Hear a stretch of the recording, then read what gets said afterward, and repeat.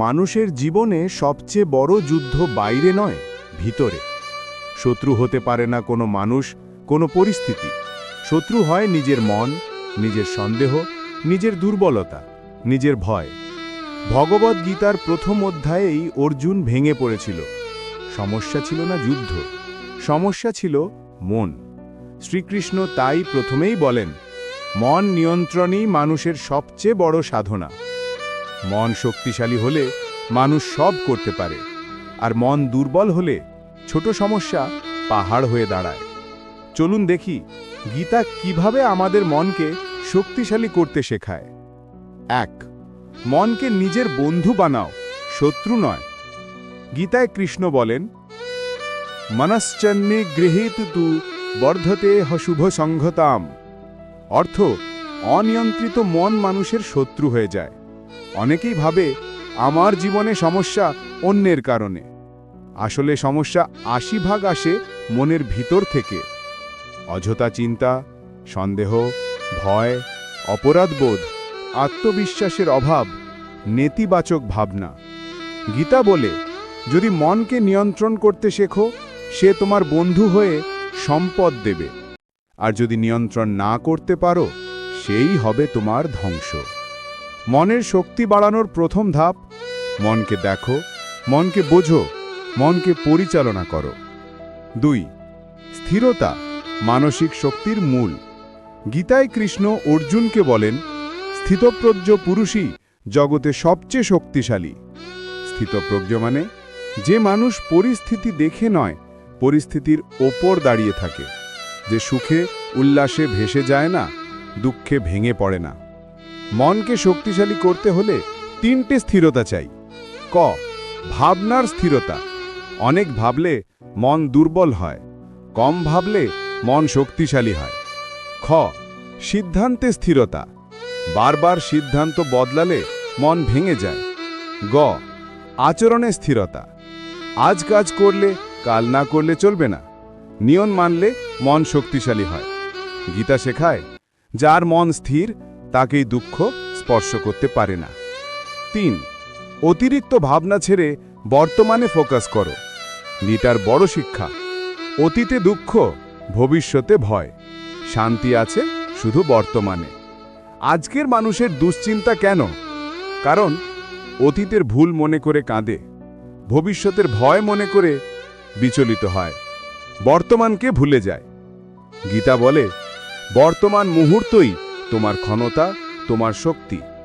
যে ব্যক্তি বর্তমান মুহূর্তে বাঁচতে শেখে, তার মন কখনো ভেঙে পড়ে না। 4. ফলের চিন্তা কমাও, মন অনেক শক্তিশালী হবে। গীতার বিখ্যাত শিক্ষা, ফলাশা সব দুঃখের জননী। মানুষ কেন দুর্বল? কারণ সে ফল নিয়ে অতিরিক্ত চিন্তা করে। যদি সফল না হই, যদি টাকা না আসে, যদি মানুষ বিচার করে, যদি ব্যর্থ হই। ফল চিন্তা মনকে কাঁপিয়ে দেয়, কিন্তু কর্মে ফোকাস মনকে শক্তিশালী করে। গীতা বলে, কর্মে মন দাও, ফল যাই হবে সেটা গ্রহণ করো। এমন মানুষ সিদ্ধান্তে স্থির হয়, কর্মে দৃঢ় হয়, মানসিকভাবে শক্তিশালী হয়। 5. আসক্তি মনকে দুর্বল করে, স্বাধীন হতে শেখো। গীতায় কৃষ্ণ বলেন, যতটা আসক্তি ঠিক ততটাই মানসিক দুর্বলতা। আসক্তি হতে পারে মানুষে, টাকায়, সম্পর্কে, অভ্যেসে, স্বীকৃতিতে, প্রশংসায়, বস্তুতে। যেখানেই অতিরিক্ত আশা থাকবে, সেখানেই কষ্ট বাড়বে। গীতা শেখায়, ভালোবাসো কিন্তু বাঁধা হয়ে যেও না। দায়িত্ব পালন করো কিন্তু দাস হয়ে যেও না। যে মানুষ স্বাধীন থাকে, তার মনও শক্তিশালী হয়। 6. নিজের ভয়ের সঙ্গে মুখোমুখি হও, পালিও না। অর্জুন ভয়ে পালাতে চাইছিল। কৃষ্ণ বললেন, যে ভয় থেকে পালায় সে ভয়কে বড় করে তোলে। আজ অনেকেরই মন দুর্বল, কারণ সমস্যার সামনে দাঁড়াতে চায় না, দায়িত্ব থেকে পালায়, সমস্যাকে এড়ায়, কঠিন কাজ এড়ায়। গীতা বলে, পালানো দুর্বলতার চিহ্ন, দাঁড়িয়ে লড়াই করাই শক্তির প্রমাণ। যখন তুমি ভয়ের সামনে দাঁড়াবে, মন স্বয়ংক্রিয়ভাবে শক্তিশালী হয়ে উঠবে। 7. ধ্যান মন শক্তির সবচেয়ে বড় উপায়। গীতায় কৃষ্ণ ধ্যানের বিশাল গুরুত্ব দিয়েছেন। যে মনকে ধ্যানে স্থির করতে পারে সেই সত্যিকারের বিজয়ী। ধ্যানের উপকারিতা: মন শান্ত হয়, অতিরিক্ত চিন্তা কমে, আত্মবিশ্বাস বাড়ে, মনের শক্তি বাড়ে, ভেতরের শক্তি জাগে। প্রতিদিন 10 মিনিট নিঃশব্দে চোখ বন্ধ করে বসা তোমার মনকে নতুন শক্তি দেবে। ধ্যান শুধু ধর্ম নয়, এটা মানসিক বিজ্ঞান। 8. আত্মবিশ্বাস আসে নিজের কর্তব্য পালন থেকে। কৃষ্ণ বলেন, কর্তব্য পালন মানুষকে ভয়হীন করে তোলে। যে মানুষ নিজের দায়িত্ব সঠিকভাবে পালন করে তার মন সব সময় শক্তিশালী থাকে, কারণ সে জানে সে চেষ্টা করেছে, সে জানে সে দায়িত্ব পালন করেছে, সে জানে সে ভুল পথে নয়, সে জানে তার ভেতর সততা আছে। দায়িত্ব পালনে যে শক্তি তা অন্য কোথাও নেই। যে মানুষ কর্তব্য পালন করে তার আত্মবিশ্বাস স্বয়ংক্রিয়ভাবে বাড়ে। 9. ঈশ্বরে ভরসা, মানসিক শক্তির সর্বোচ্চ উৎস।